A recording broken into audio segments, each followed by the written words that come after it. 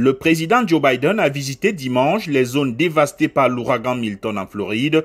Il a annoncé un financement de 612 millions de dollars pour soutenir les communautés touchées par les ouragans Milton et Helene. Ce financement permettra non seulement de rétablir l'électricité, mais aussi de renforcer le réseau électrique de la région et de réduire la fréquence et la durée des coupures de courant, alors que les phénomènes météorologiques extrêmes deviennent de plus en plus fréquents. Cependant, la désinformation sur la réponse du gouvernement fédéral s'est rapidement propagée. Le ministre de la Sécurité intérieure, Alejandro Mayorkas, a déclaré dans l'émission Face the Nation de la chaîne CBS qu'il était vraiment préoccupé.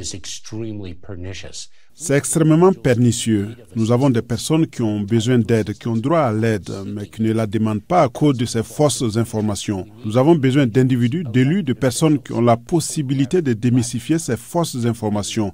Et nous n'en voyons pas assez.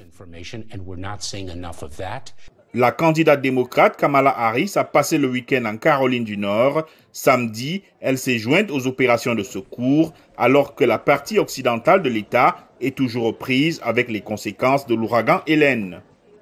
Son rival, le candidat républicain Donald Trump, a critiqué l'administration Biden pour ce qu'il considère comme une mauvaise réponse aux ouragans.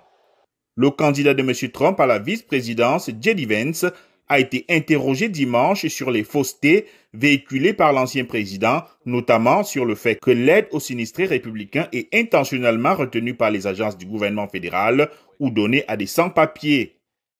Nous avons des membres républicains du Congrès qui sont sur le terrain, qui disent qu'ils doivent appeler la Maison-Blanche pour obtenir de la nourriture et de l'eau pour la FEMA. Je pense que nous avons eu une réponse incompétente à cette crise particulière. La VOA a visité les zones dévastées par l'ouragan dans la ville d'Asheville, en Caroline du Nord, et s'est entretenue avec certaines personnes touchées sur la réponse du gouvernement. D'après ce que j'ai vu juste dans les airs, les hélicoptères, je vais dire que je pense qu'il y a une réponse décente.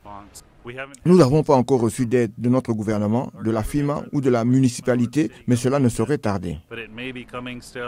Alors que les ressources s'épuisent, l'administration Biden demande au Congrès d'approuver des fonds supplémentaires pour les catastrophes avant l'élection présidentielle du 5 novembre.